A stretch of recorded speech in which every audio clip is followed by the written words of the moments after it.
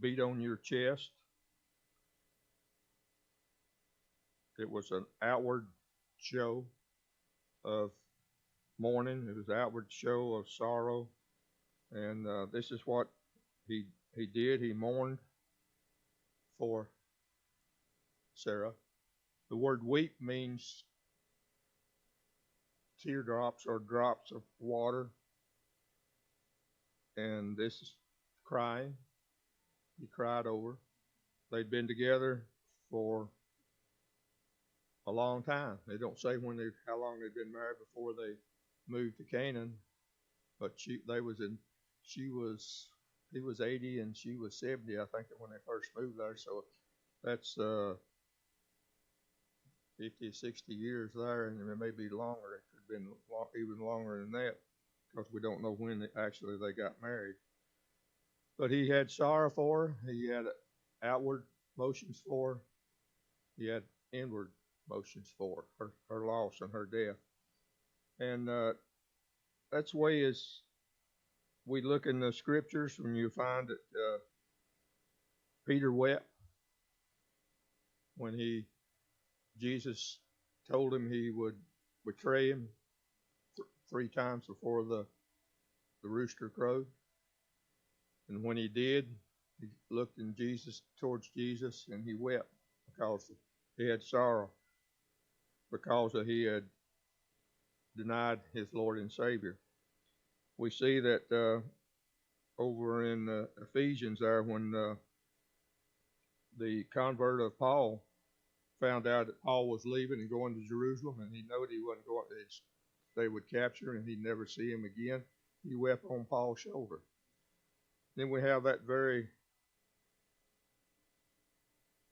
noble status of Jesus when he wept over Lazarus. The shortest verse, he wept. So weeping is part of our sadness for somebody dying. It's natural. We all do it. We all have this in our life. We weep, we mourn for the people that we miss. And we see that probably not only Abraham wept, probably her people that looked after her and watched over and or the servants around her, they probably wept too. And we read later on in Genesis there that even Isaac, which would be normal, her son, wept. So weeping is not something that we should be ashamed of. It's something we need to do. We need to release the pain and the things going on in our life. A lot of weeping for people at funerals, though, is because people have sorrowed because they didn't show the affection they should have before the person died. And a lot of that sorrow is because of that. But Joseph Parker said to avoid this sorrow, he says, make your homes happy.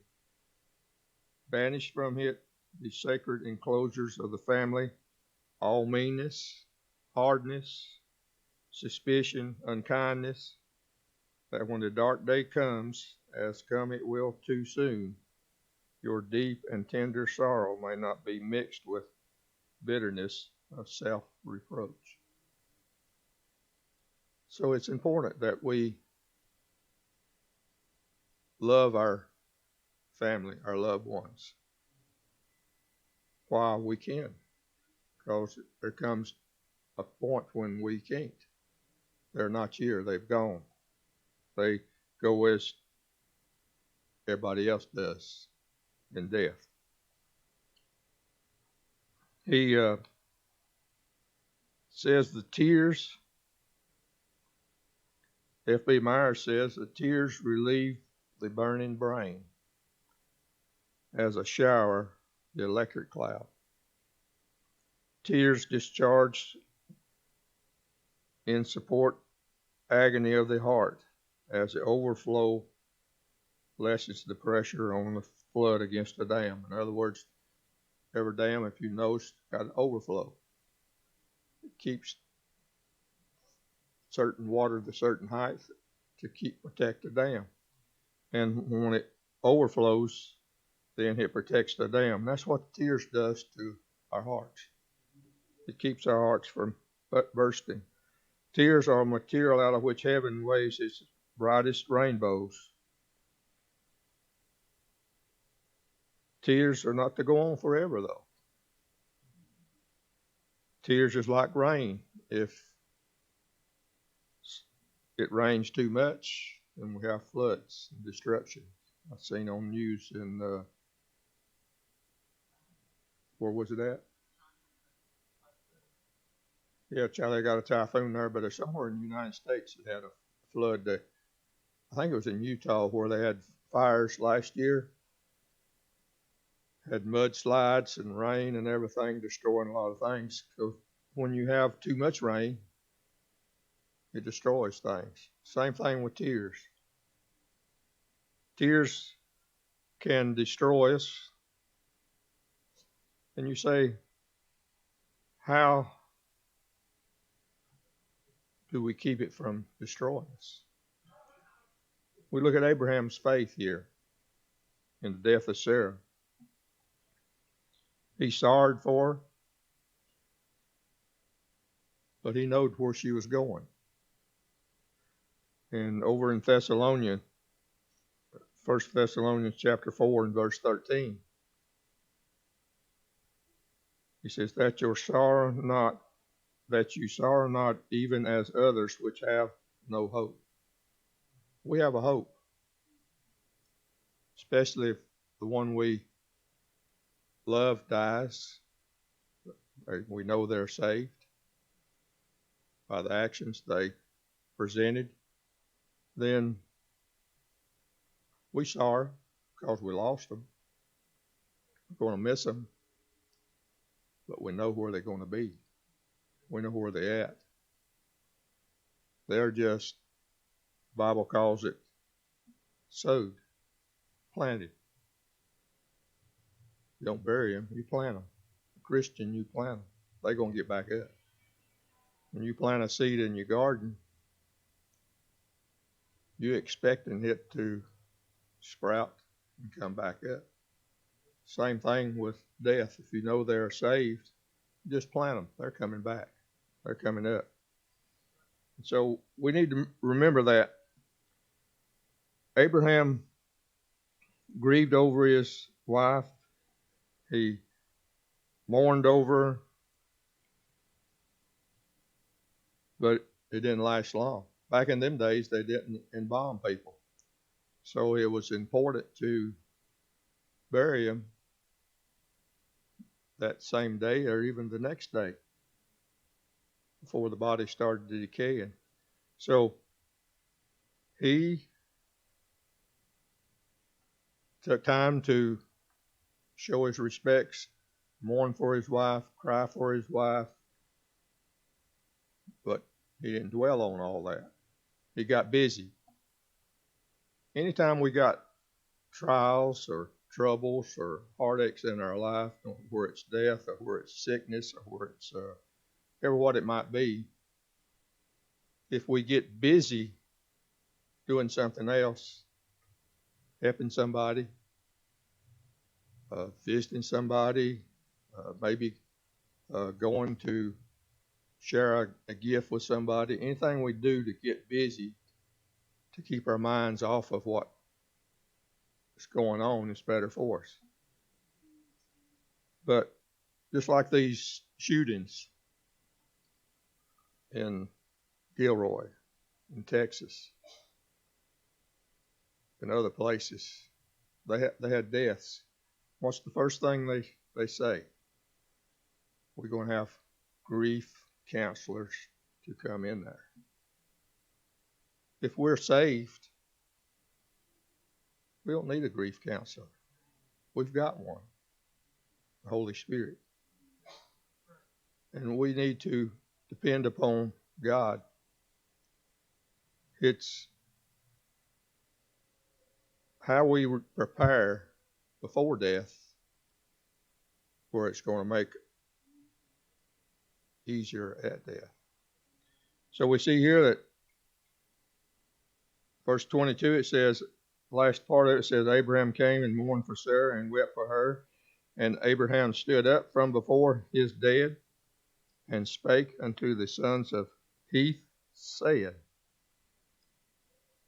So he come and spent the time and mourned, and he wept, and he got busy. He went to find a place to bury his wife at. He went to the local community there, the people that lived in that area. He went to them. He says, I'm a stranger and a sojourner with you. Give me a possessor of a burying place with you. Give me a possessor of the burying place with you, that I may bury my dead out of my sight. Now he went to this people there, the Heaths, and we see later on he went to where they done the business there in the towns. It was always at the gate. That's where they took care of all business. They went to the gates. You saw that when Lot was in Sodom.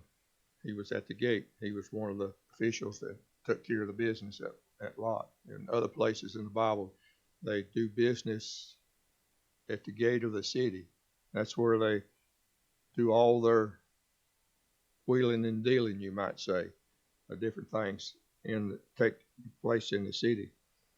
So he went to them. First thing he said was, I'm a stranger and a sojourner with you. Over in Hebrews, and you look at that verse and you say, he said, well, I'm just a stranger and a sojourner with you. He's sort of humbling himself to these people there.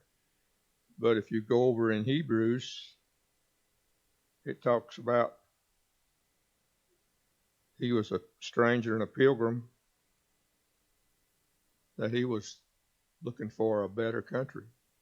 He was looking for heaven, which is a heavenly. He was looking for the country of heaven. He says, I'm a stranger and a sojourner here. In other words, he was saying that I'm looking for a better country. I'm looking for something else. Nothing compared to down here. He said he had all hopes, and his ambitions were not in the earth. It was in heaven. That's the way he walked his whole life, was looking for that heavenly journey, looking for things above, not things down here. And a lot of times we as Christians put too much emphasis on things down here. We got to have this, and we got to have that, and we want this, and we want that. And we dwell too much on what's here. It's going to vanish, burn. It's going to be disappear. It's not lasting. If we had a tape measure that went across this here building here, this is what, 20 feet long, 25, something along in that area. Say if we was born over here, we're going to die over here. Compared to eternity, it would only be so small that you couldn't even see it over here. The rest of it is all eternity. That period of time, we're over here, it's just a minute part of what eternity is going to be. So we need to prepare for eternity, not what we got down here. And that's what Abraham was doing. He was preparing he knew where Sarah was going. He knew that he would see her again, but he had to take care of the present time at that time. He says, I'm a sojourner here in this country. He says in verse 4, he says, give me a possessor of a burying place with you, that I may bury my dead out of my sight. And the children of Heth answered Abraham and said unto him, Hear us, my Lord, thou art a mighty prince among us, and the choice of our sceptres bury thy dead. None of us shall withhold from thee his sceptre, but that thou mayest bury thy dead. Now they was very gracious to Abraham. They said, thou art a mighty prince among us.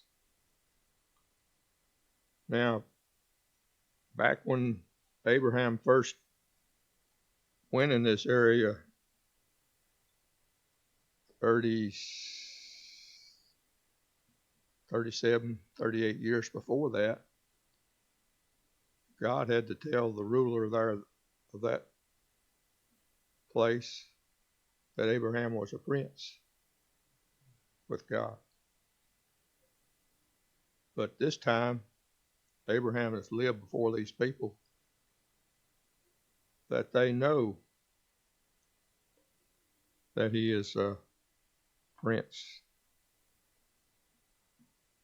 a mighty prince. In other words, they were saying that he was a person godly, that what he had been doing and how he'd been conducting himself in that community, they saw that God was with him, that God was showing him what he done. They probably had people out watching him. They saw what he done. They saw him offering animals on the altar. They saw the way he conducted himself, the way he run his family, the way the things that took place. So they said, you're a mighty prince with God. They also said that you can have the choice of our scepters to bury thy dead. In other words, they said, you pick it, it's yours. Because they knowed he was a prince of God. They realized that. And do people, when they see us out in the community doing this and doing that, do they see any godliness about us? The way we walk, the way we talk, the way we dress, the way we conduct our business. They saw this in Abraham. They saw that he was a prince of God, and they honored him, and they made a generous offering to him. He said, choose. You can have any scepter. Nobody will turn you down. To bury thy dead in. Abraham said in verse 7, Abraham stood up. He bowed himself to the people of the land, even to the children of Heth. And he communed with them, saying, If it be your mind that I should bury my dead out of my sight, hear me and entreat for me to Ephron, the son of Zohar, that he may give me the cave of Machpelah, which he hath, which is in the end of his field. For as much money as it is worth, he shall give it me for a possession of a burying place among you. Notice he said, for as much money as it is worth. In other words, he said, I want this cave. You said I could choose anything I wanted to. He says, I choose this cave. But he said, I'm going to pay for it. He said, I will pay you what it's worth. I'll give you the price of what you charge it for. He says he knowed the person that owned the land there, Ephraim, the son of Zohar. He says, you talk to him. Tell him. He said, now he's talking to the people at the gate, the city of the gate there. That's where he's doing the business at. And he says, I need this cave to bury my wife in.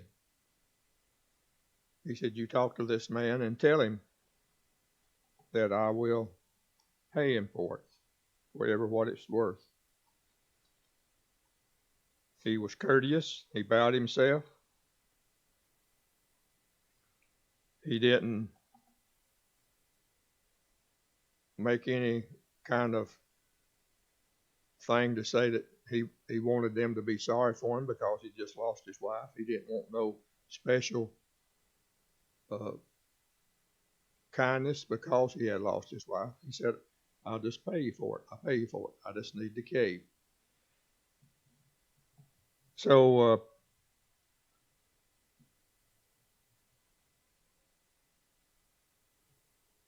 that I shall bury my dead out of my sight. Hear me and entreat for me Ephraim the son of Zohar, that he may give me the cave of Machpelah, which is in the end of his field. For as much money as it's worth, it shall give it to me for possession, a burying place among you. Now Ephraim dwelled among the children of Heth. Ephraim the Hittite answered Abraham in the audience of the children of Heth, even all that went in at the gate of the city, saying. So this guy was there. He was at that meeting. He probably might have been in the council there of the children of Heth there. So he said,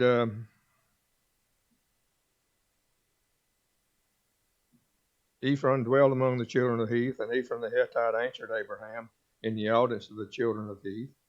He said in verse 11, Nay, my Lord, hear me. The field give I thee, and the cave that is therein I give it thee. In the presence of the sons of my people give I it thee, bury thy dead. So we see here that Ephraim was there. He was in that midst. He said, it's there. Take it. He said, the field and the cave too. Now, Abraham had only asked for the cave, but he's throwing the field in there too.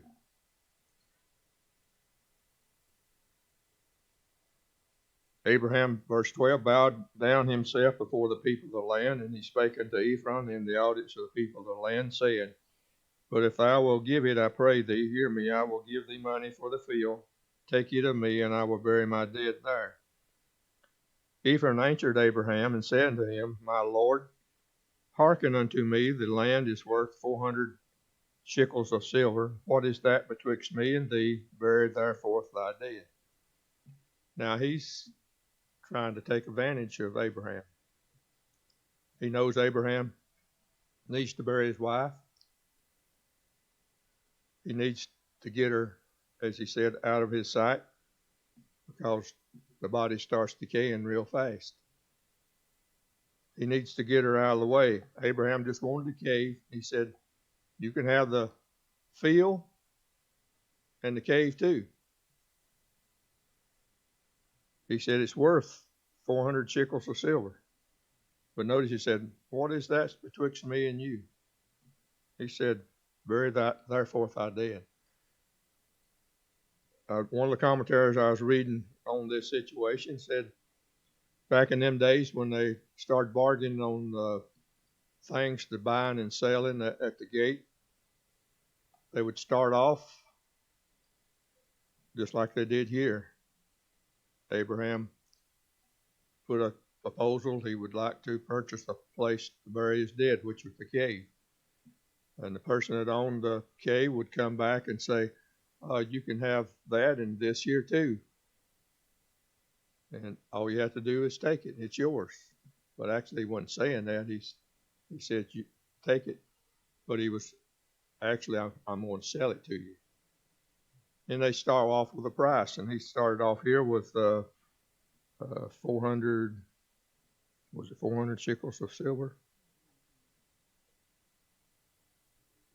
He starts off with the price of it, and when they, at that time, they would start bartering back and forth. I'll give you 350 or 375. And they said, no, well, we can't do that or something other. And they keep working it on down till they got to where the price both thought was a good price.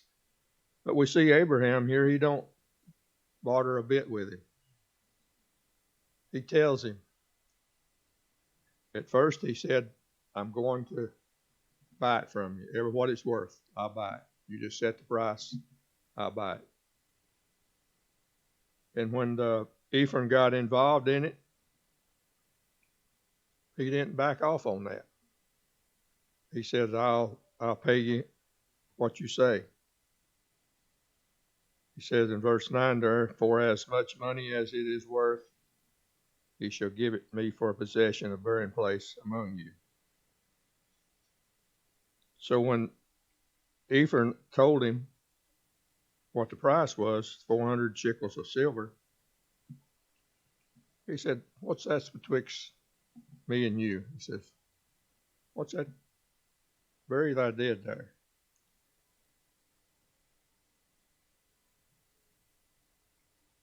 And Abraham hearkened unto Ephraim, and Abraham weighed to Ephraim the silver which he had named in the audience of the sons of Heth, 400 shekels of silver, current money with the merchant. So Abraham was true to his word. He said, what you pray, I need this cave. He didn't want the field, but Ephraim said the field and the cave got to go together. And he quoted him a price. It was an enormous price for that time. But Abraham already told him, he said, I'll give you what you say the price is. He stuck with what he said. He stuck true to his word. Just we as Christians should stick to our word. We should stick to what we say and tell somebody we're going to do, even though it was an enormous price. Abraham would rather pay that and still keep a good name with the people of Heth there, because he's not only dealing with the person that had the cave, he's dealing with that whole city council meeting there at the gate. He's keeping a good name with them. They see what Ephraim is doing. They know what he's trying to do. They know he's trying to more or less stick it to Abraham, taking advantage of him. And we have people like that when you have disasters in areas, hurricanes and stuff, or when you're out on the road and there's only service station there and miles around and you're got something that needs to be done. They're going to charge you an enormous price for every what's got to be taken up. They take advantage of you. But Abraham knew what was going on. He'd done promised he would pay what he's going. He was a man of his word, and he wanted his character to be the same when he finished this deal as it was when he started this deal. They told him he was a man of God. Even though Ephraim, when he got the money and left, he's snickering, boy, I stuck it to him. I done it. Let's look how much I made off of this man. And he's going to make fun of Abraham behind his back. He's took advantage of it. But the people in that area, they know what's going on. When something else comes up, they'll watch what this guy does. But Abraham, they'll say, he's a man of his word. God's with him. He keeps up his word. He keeps his thought. So we see that quick as he made the offer, verse 16, Abraham hearkened unto Ephraim, and Abraham weighed to Ephraim the silver which he had named in the eldance of the son of Heath, 400 shekels of silver, current money with the merchant. In other words, it was the top dollar. If he was writing a check, the check wouldn't bounce. If he was using a credit card, it would go through the computer and wouldn't be kicked out. He was using the most current weight in that time. He was the check, as I said, wouldn't bounce. He was true to his word. He paid what he said he was going to pay, and he paid it at that current money rate. The field of Ephraim, which was in Machpelah, which was before Myron, the field, the cave which was therein, and all the trees that were in the field and were in all the borders round about were made sure.